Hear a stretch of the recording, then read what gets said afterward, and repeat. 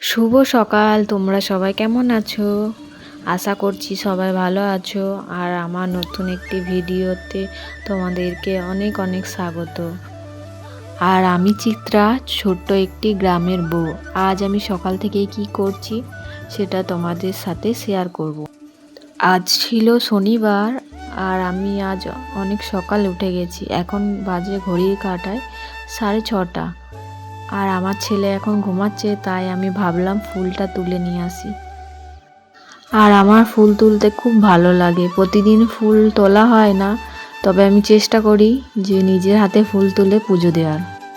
আর দেখো কত ফুল ফুটেছে। এই ফুলগুলো দেখলে সত্যি মনটা ভরে যায়। আর গন্ধরাজ ফুলের গন্ধটাও খুব সুন্দর। তোমাদের কার কার ভালো লাগে কমেন্টে জানাবে। দেখো আমি একে একে কত রকমের ফুল তুলে নিলাম।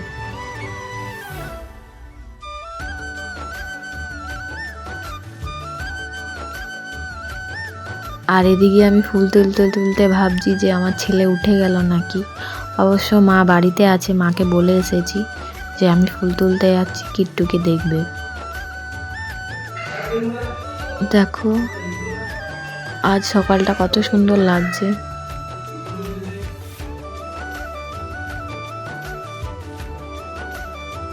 এখানে আমার সব ফুল তোলা হয়ে গেছিল। এরপরে বাড়ির দিকে যাচ্ছিলাম আমি। আর দেখো বাড়ির চারিপাশটা কত সুন্দর লাগছে।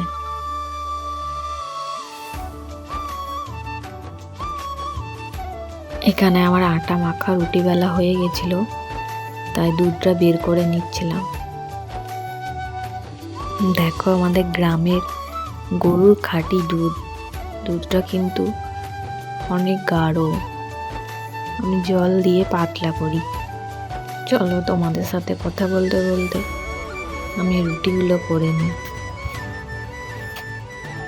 সত্যি কথা বলতে ভিডিওতে ভয়েস দিতে আমার খুবই কঠিন লাগে।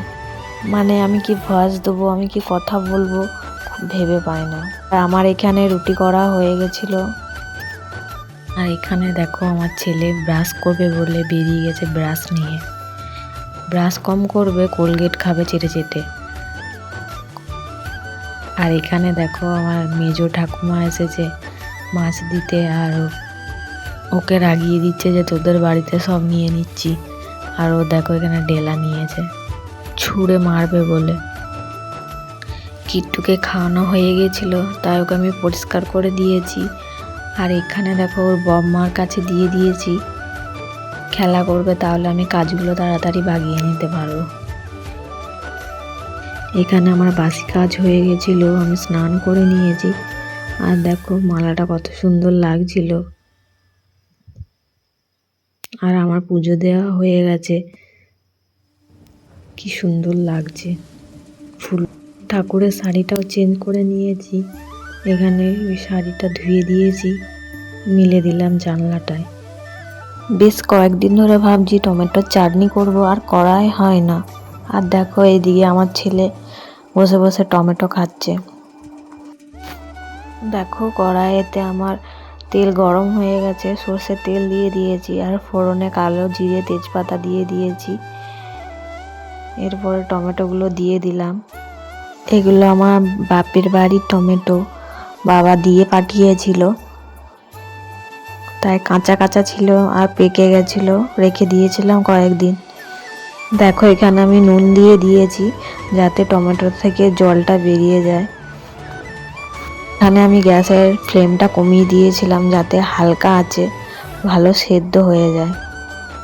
এখানে আমি দেখো হালকা হলুদ দিয়েছিলাম, দিয়ে নেড়ে নিয়েছিলাম। আর কাশ্মীরি লঙ্কা গুঁড়ো দিয়ে দিয়েছিলাম। ও বাড়িতে মিষ্টির রস ছিল, তাই এখানে মিষ্টির রসটা কাজে লাগিয়ে দিচ্ছি। চাটনিতে দিয়ে দিলাম, চাটনি করে করে খেয়ে নিতে হবে। তোমরা কারা কারা এরকম করবো কমেন্ট করে জানাবে। দেখো এখানে আমার চাটনিটা হয়ে এসেছে, তাই আমি ভালো করে নেড়ে নিচ্ছি, নেড়ে নামিয়ে নেব। যা গরম পড়েছে দেখো, এখানে কিট্টু নিজেই জল নিয়ে খাচ্ছে। এখানে আমার রান্না করা হয়ে গেছিল, কিট্টুকে স্নান করে নিয়েছিলাম, দিয়ে চুলটা আঁচড়াবো, কিছুতেই আঁচড়াবে না, তাই পিছন পিছন ঘুরতে হয় চুল আঁচড়ানোর জন্য।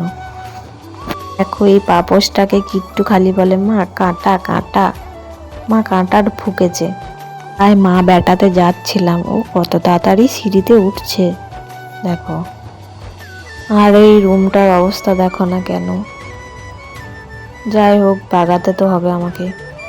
রুমটা আমি এখানে গুছিয়ে নিই, চলো তারপরে তোমাদের সাথে দেখা হচ্ছে। রুমটা আমার এখানে ভালো করে গোছানো হয়ে গেছিল, আর আমার ছেলে এখানে খেলছিল।